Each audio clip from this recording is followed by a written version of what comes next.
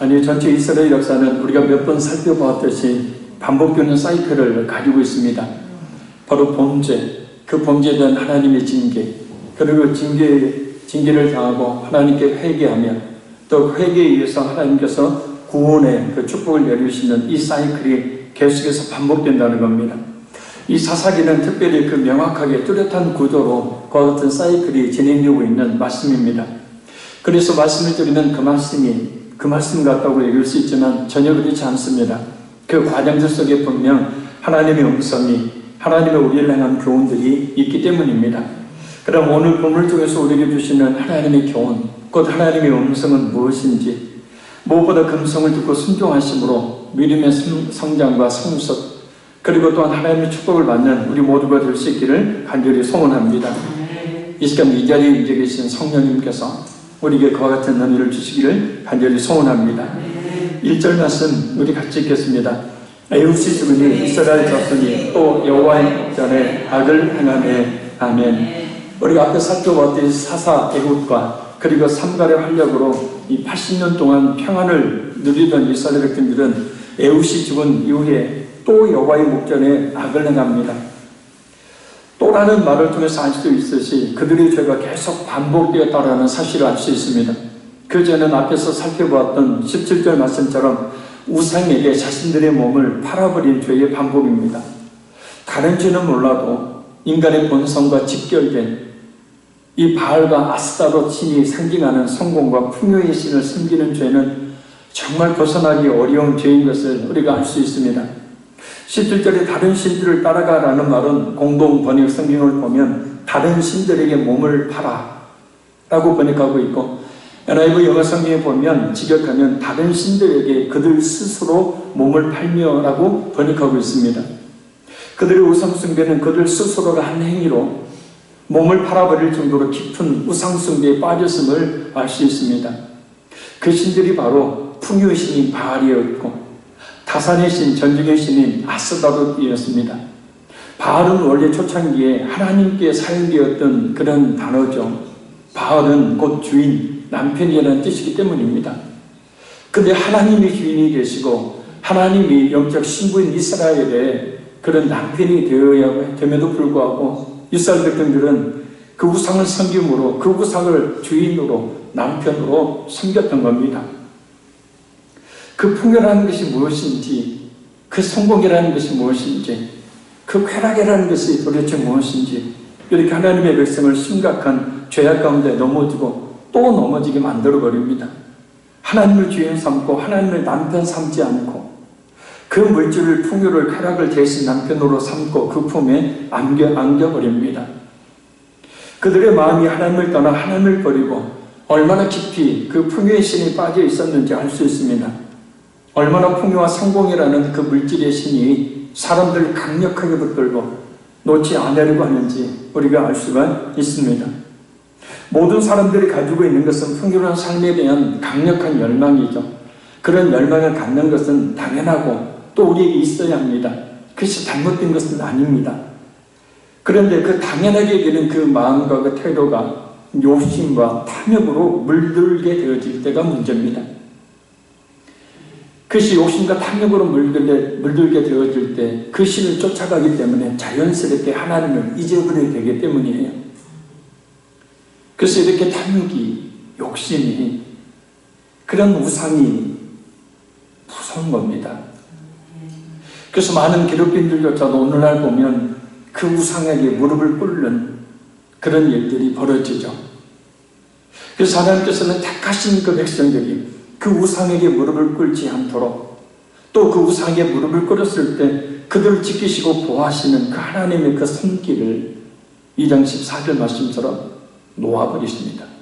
오늘 본문도 역시 마찬가지죠. 자, 우리 2절 3절 읽겠습니다. 여호와께서 하솔에게 통치하는 가나안 왕 야빈의 손에 그들을 하셨으니 그의 군대장관 하롯셋 하고임에 거주하는 시스라요.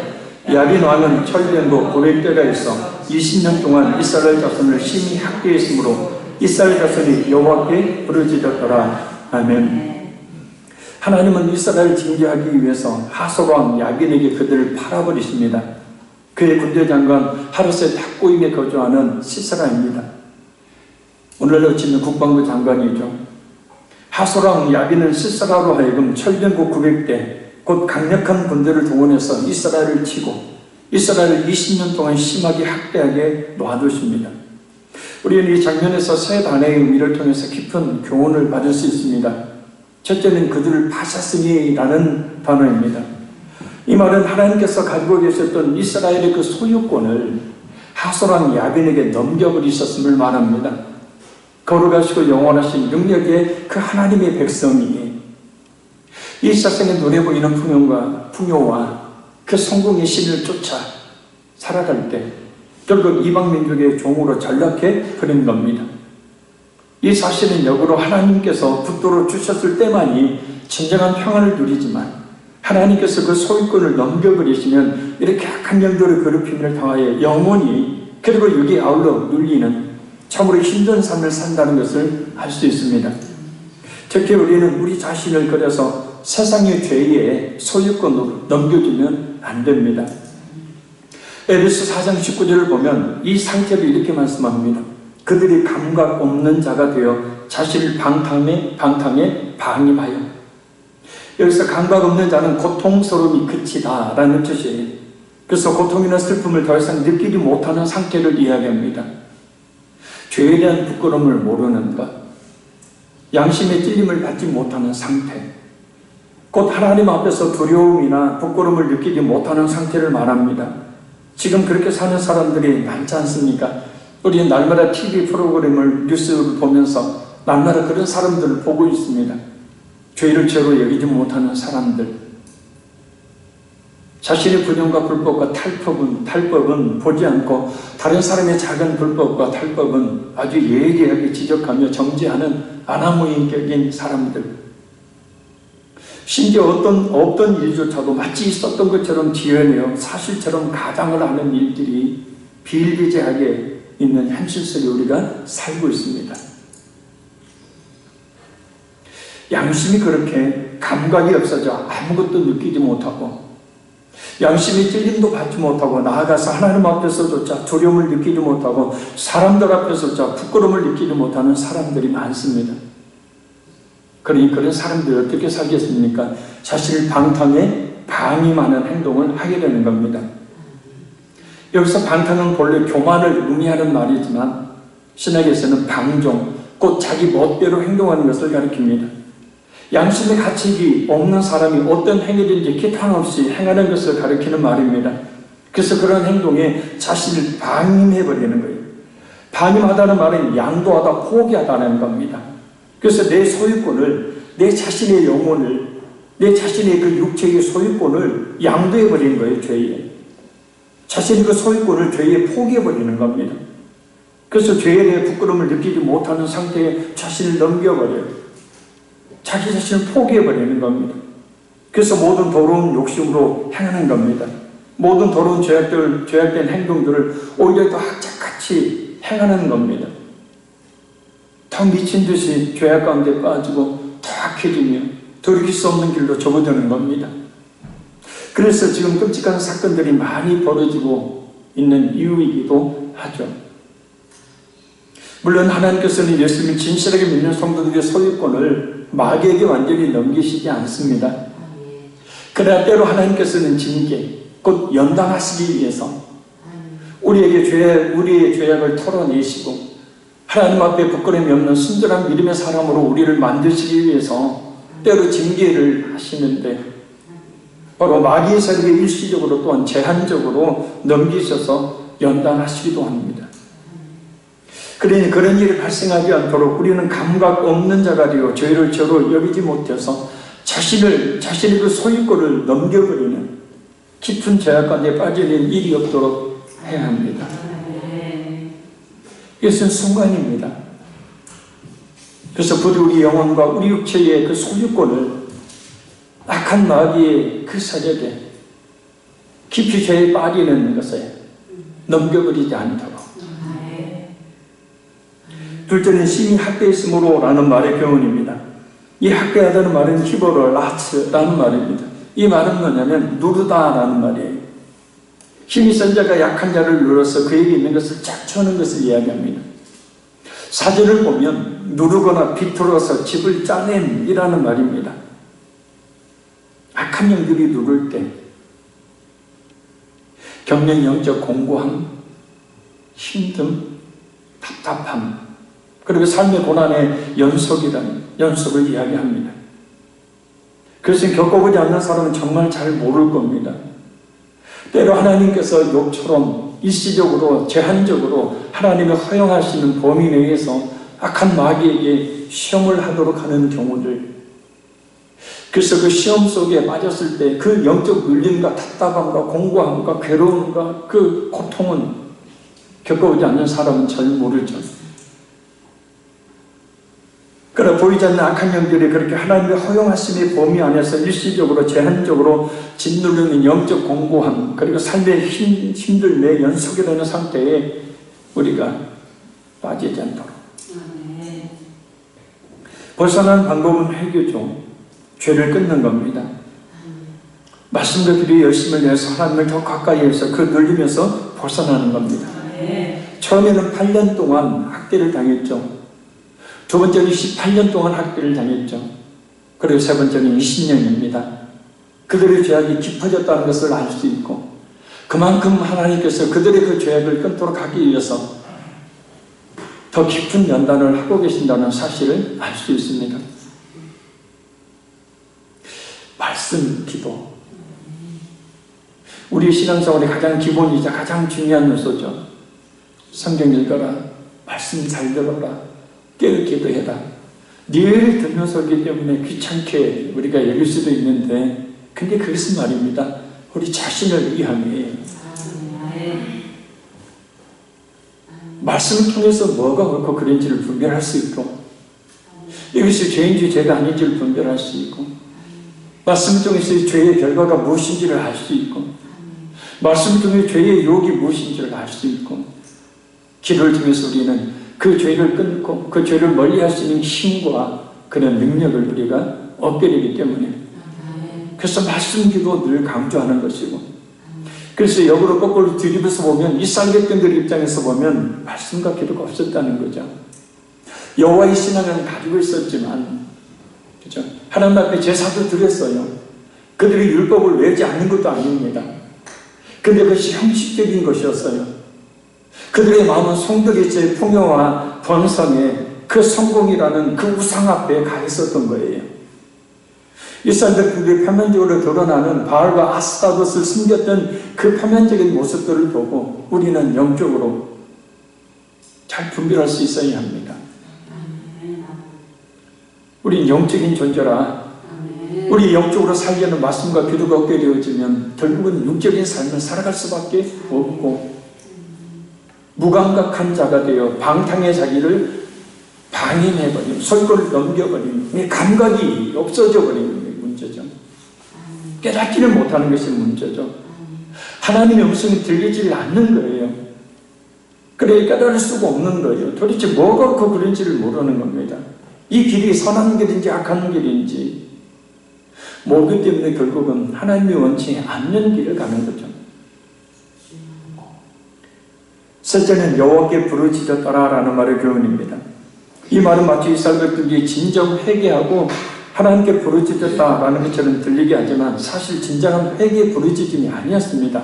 왜냐하면 계속 반복하기 때문입니다. 이 부르짖음이 그냥 고통의 문제를 해결하기 위한 부르짖음이었다라는 것을 알 수 있습니다. 걔는 힘드니까, 고통 속은 하나님 이 힘듦과 고통 속에서 저를 좀 건져주세요 라는 기도지, 그 힘들고 고통스러운 고난이 왜 왔는지 하나님 앞에, 그 말씀 앞에 자신을 비춰보고 그 말씀 앞에서 자기 자신을 적나라하게 발견하고, 그렇기 때문에 그 불순종했던 것을 철저히 깨닫고 돌이키는 부르짖음이 아니라 그냥 힘드니까. 진정한 회개는 그저 눈물, 콧물 쏟으며 부르짖는 것만이 아닙니다. 죄에서 돌이키는 것입니다. 행동의 변화가 일어나는 겁니다. 그래서 이전에 지었던 그 죄를 끊는 것, 그것이 진정한 성경이 말씀하고 있는 회개죠. 그러나 하나님께서는 그들의 그 부르짖음이 진정한 회개가 아니었음에도 불구하고 그 부르짖음을 들어주십니다. 왜냐하면 연단이라 금이나 은을 단번에 한꺼번에 순금으로 순운으로 만드는 것이 아니라 몇 번씩 불목불 속에 집어넣었다 다시 꺼내고 꺼냈던 거 다시 집어넣고 하는 그 과정 속에서 순금과 순은이 나오듯이 하나님께서는 그들을 그 고난 속에 집어넣으셨다가 그들의 그 부르짖음을 그래도 들으시고 하나님께서 다시 꺼내는 그런 은혜를 베풀어 주십니다.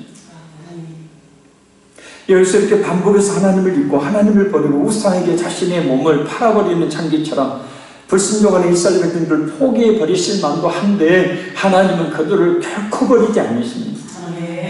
바로 언약 때문이에요. 아브라함과 이삭과 야곱과 맺으셨던 그 언약 말입니다. 이스라엘을 하나님의 백성 삼으시고 그 이스라엘이 하나님이 되시겠다는 그 언약 말입니다. 그래서 하나님은 그 언약을 맺으실 때 이런 반복되는 영적 간음을 저지르며 하나님을 버린 이스라엘 백성들을 그래서 포기하지 않으십니다. 우리가 이런 예수님의 십자가에 내어주시고 하나님의 자녀 삼아주심의 은혜가 얼마나 큰 것인지를 느끼게 해요. 영원히 포기하지 않으시겠다고 그 약속으로 성령을 이 비천하고 연약하고 죄성으로 가득한 우리 마음에 보내주셨으니 우리는 결코 포기하지 않으시고 버리시지 않으시는 하나님의 그 인자와 긍휼하신 은혜가 오늘도 우리를 돕고 있으니 곧 우리가 오늘 살고 있는 원동력이 됨이 우리가 얼마나 깊이 감사해야 될 조건인지.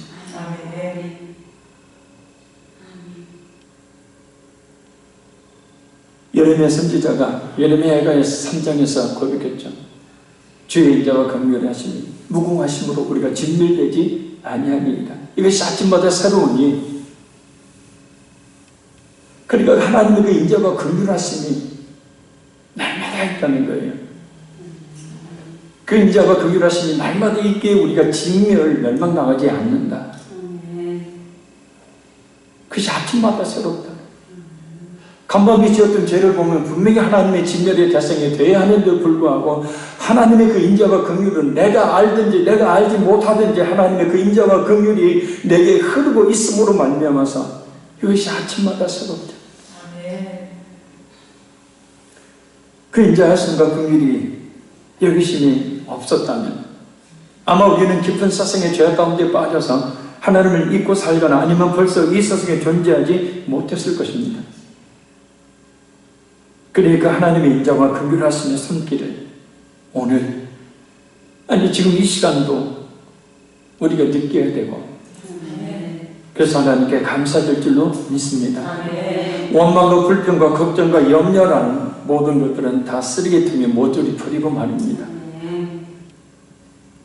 하나님이 불쌍히를 주셔서 오늘도 나를 지키시고 보호하신다.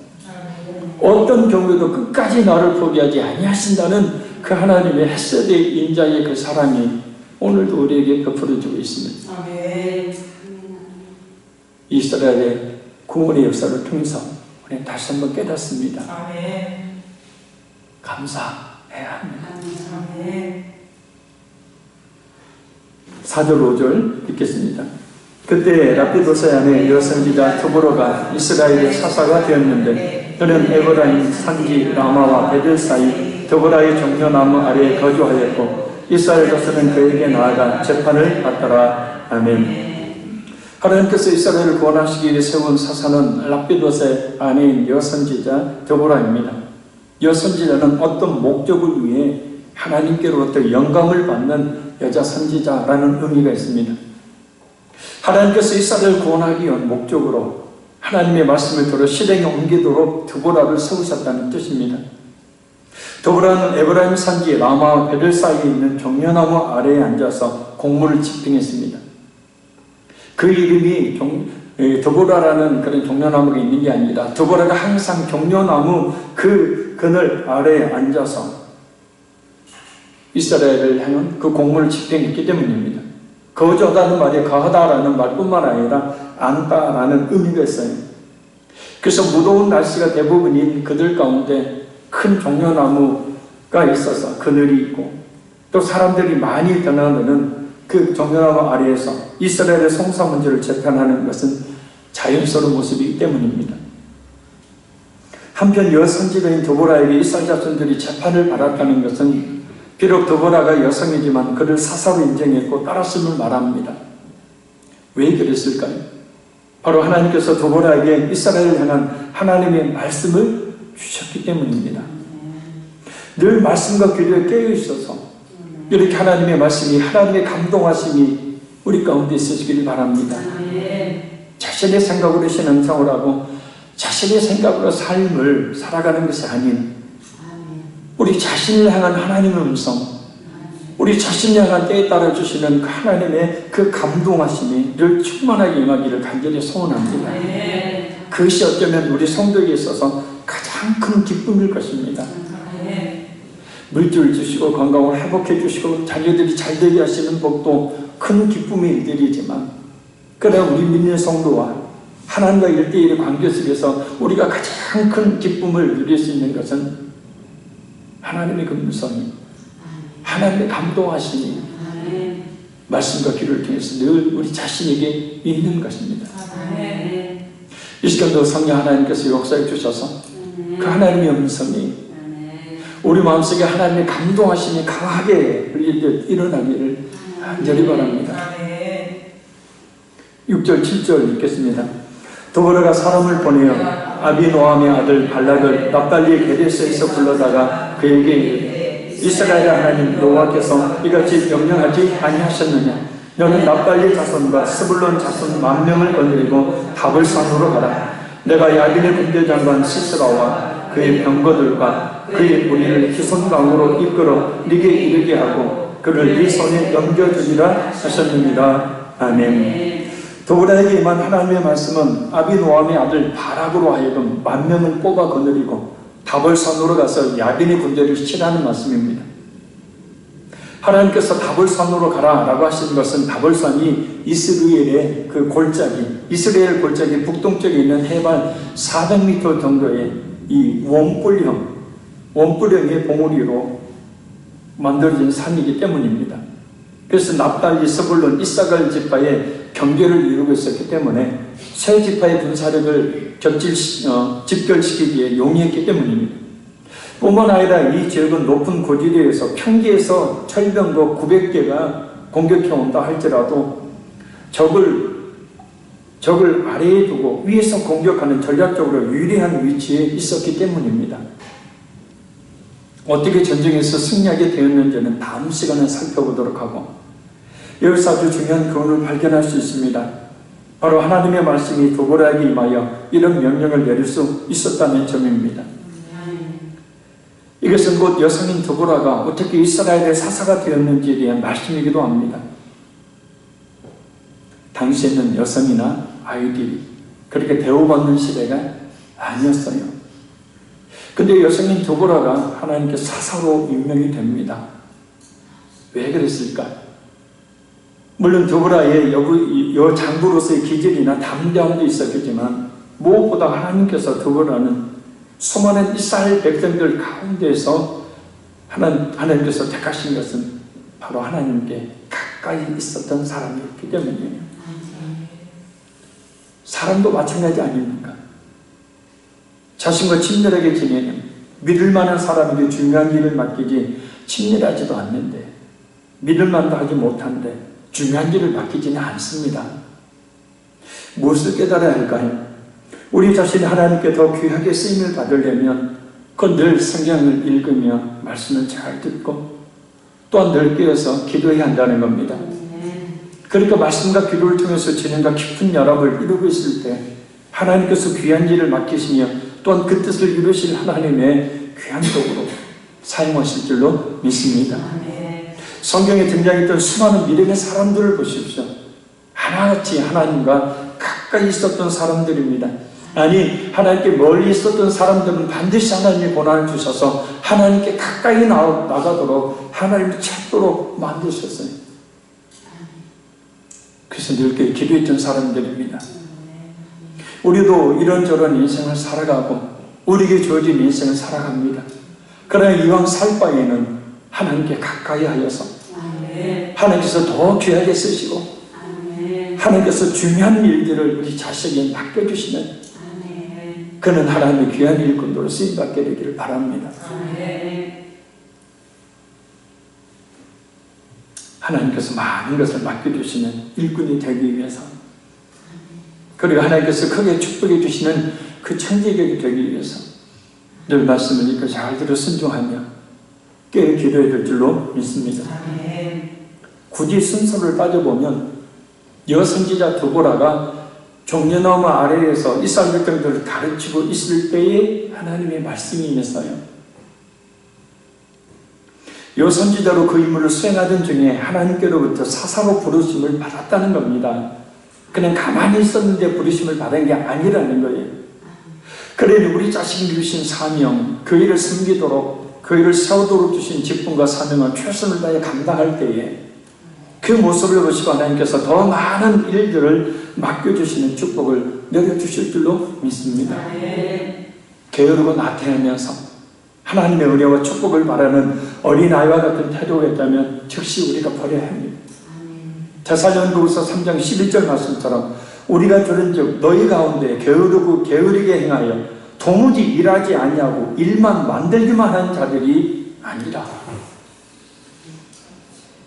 마태복음 25장 21절 말씀처럼 그 주인이 이르되 잘하였도다 착하고 충성된 종아, 네가 적은 일에 충성하였으면 내가 네게 많은 것을 맡기리니 네 주인의 즐거움에 참여할지어다 라고 말씀하시는 그런 종들이 될 수 있기를 바랍니다.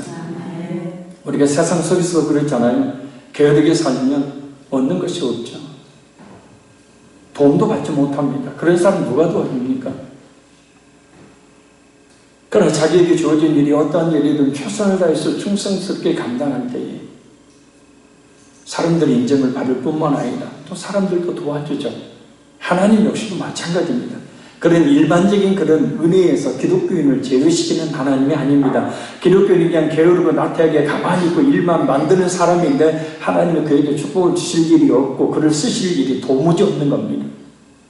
그러나 내게 주신 사명이, 내게 주신 직분이 어떠하든지 최선 다해서 감당할 때 그것을 충성되게 여기시는 하나님께서는 더 많은 일들을 맡겨주시고 더 큰 은혜와 복을 내려주시는 겁니다. 곧 교회에서 뒷짐지고 콩나라 팡나라 말만 하는 게으르가 간종이 아니라 작은 일일지라도 충성을 다해 일하는 그런 종이 되어야 합니다. 그럴 때 우리 하나님께서 더욱 귀하게 쓰시고 많은 사람들 앞서서 높여주시며 축복해 주실 줄로 믿습니다. 일반적인 하나님의 은총의 법칙이 있죠. 심은 대로 거둔다. 뿌린 대로 거둔다.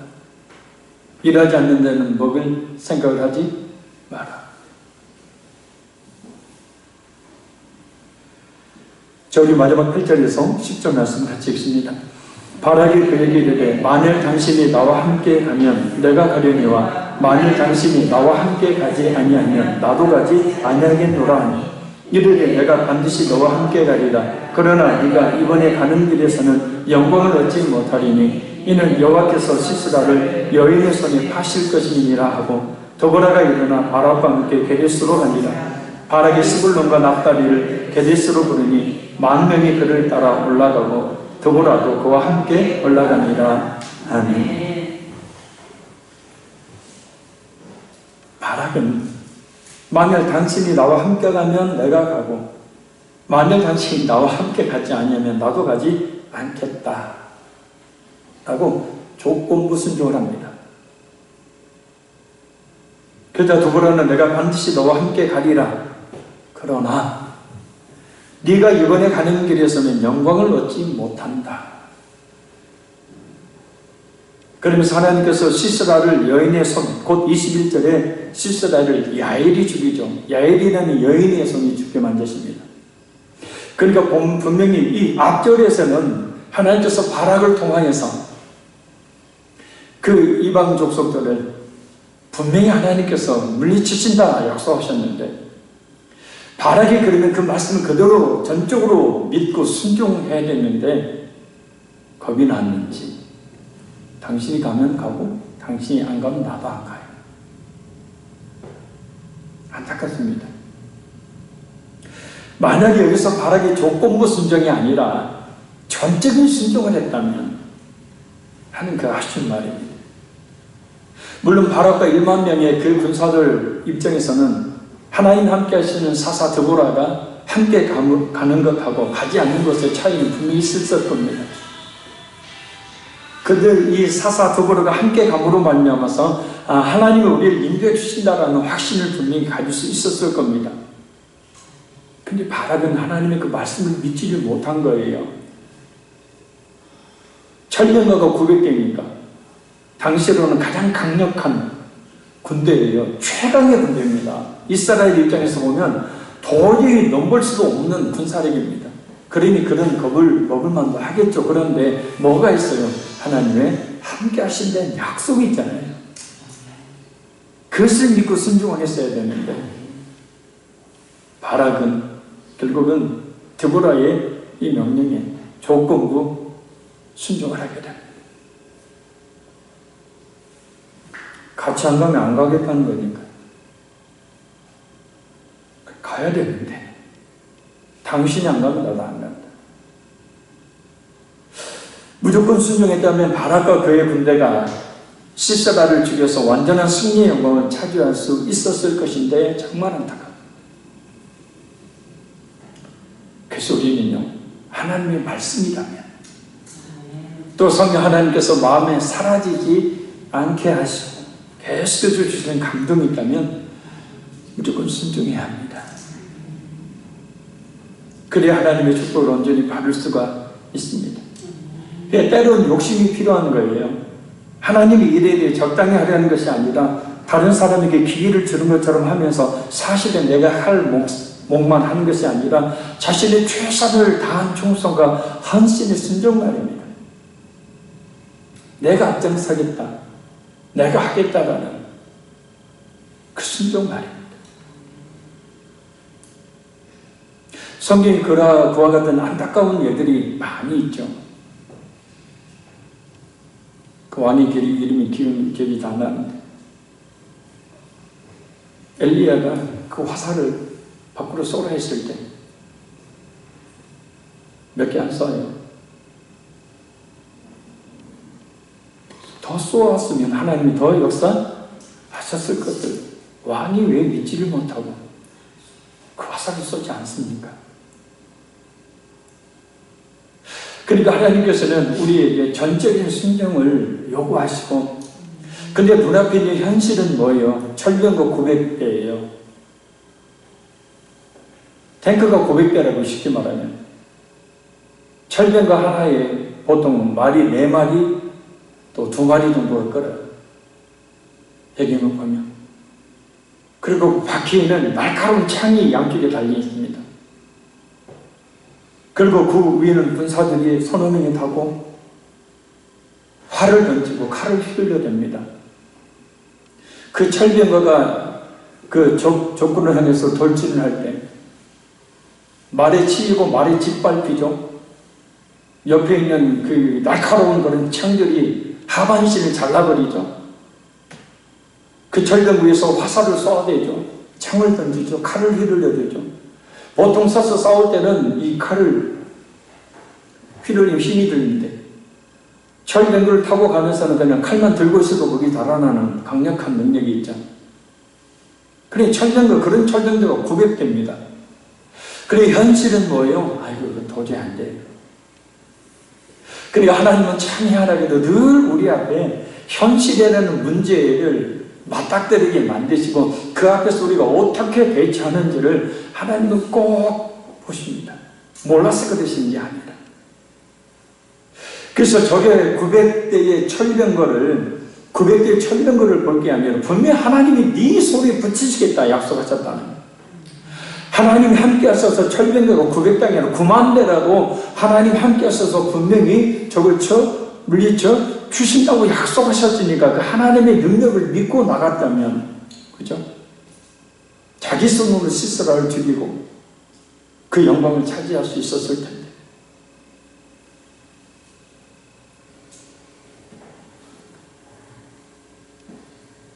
하나님의 말씀이 어떤 말씀이든 그 말씀이 무조건 순종. 아멘. 그리고 우리 마음속에 지속적으로 주님의 일에 대한 감동들이 있을 때 무조건 순종. 그래야 하나님의 역사하심을 경험할 수가 있습니다. 그때 비로소 하나님은 역사하시는 거죠. 결론적으로 말씀드립니다. 모든 사람들이 가지고 있는 것은 풍요로운 삶에 대한 강력한 열망이에요. 이 열망은 있어야 합니다. 그러나 그것이 욕심과 탐욕으로 물들게 되면 하나님을 잊어버리고 그 성공과 물질이라는 우상 앞에 자신 스스로 무릎을 꿇게 됩니다. 그래서 그렇게 되지 않도록, 그리고 감각이 없는 자가 되어서 죄를 저로 여기지 못하여 자신을 죄 가운데 깊이 빠지게 만들지 않도록 우리는 늘 기도해야 합니다. 하나님의 인도하심과 긍휼하심이 없다면 아마 우리는 깊은 세상의 죄악 가운데 빠져서 하나님 잊고 살거나 하나님 벌써 이 세상에 존재하지 못했을 겁니다. 그러니 그 하나님의 인자하심과 긍휼하심의 손길이 지금 이 시간에도 나에게 비치고 있다는 사실을 우리가 느끼며 우리 시선을 현실이 아니라 우리 시선을 나를 불쌍히 여기셔서 오늘도 나에게 그 끝까지 버리지 아니하시는 사랑을 베풀고 계시는 그 하나님께 주목하고 감사드릴 줄로 믿습니다. 그러지 않았을 때 생기는 원망과 불평이나 걱정과 염려라는 것은 쓰레기통에 다 짚어버려야 되고, 걱정, 염려, 원망, 불평이라는 것은 불신앙의 전형적인 표현이죠. 그래서 하나님의 살아계심을 우리가 확신한다면 그런 불평과 원망과 불신, 그런 불신앙의 모습들을 보이지 않습니다. 세 번째, 우리 모두가 하나님께 더 귀하게 쓰임받도록, 지금도 물론 하나님의 귀하게 다 쓰고 계시지만 더욱더 귀하게 쓰임받도록 하나님께서 많은 것을 맡겨주시는 일꾼이 되기 위해, 그리고 하나님께서 크게 축복해 주신 총지기가 되기 위해서 늘 말씀을 읽고 잘 순종하며 또 함께 기도해야 될 점이 있습니다. 무엇보다 하나님의 말씀이라면, 그 말씀에서 비롯된 성령 하나님의 그 감동이 있다면 무조건 순종해야 합니다. 조건보다 적당한 순종 말고 전적인 순종 말입니다. 기도할 때도 헌신하고 달 때 하나님 제게 이거 주시면 제가 이거 하고요. 하나님하고 협상할 생각을 하지 말고, 하나님 그런 분이 아니거든요. 우리가 무조건 순종할 때 하나님이 역사하신다. 이 시간 너의 말씀을 붙들고 우리 간절히 기도하기 원합니다. 하나님, 욕심과 탐욕으로 물들어 하나님을 잊게 만들고 성공과 물질이라는 우상 앞에 결코 무릎 꿇지 않게 해주세요. 감각 없는 자가 되어서 죄를 저도 여기지 못하여 자신을 깊은 죄악 가운데로 넘겨버리는 그런 죄를 범하지 않도록 깨어 기도하게 해주세요. 하나님의 인도하심과 긍휼하심의 손길이 지금도 이 시간에도 제게 미치고 있음을 느끼며 감사하게 해주세요. 하나님께 더 귀하게 쓰임받도록, 하나님께서 더 많은 것들을 맡겨주신 일꾼이 될 수 있도록, 무엇보다 하나님의 말씀이라면 전적으로 순종할 수 있는 믿음 이 시간 주세요. 우리의 주의 성은 통속을 간절히 부르고 우리의 말씀을 또 기도하겠습니다. 주여!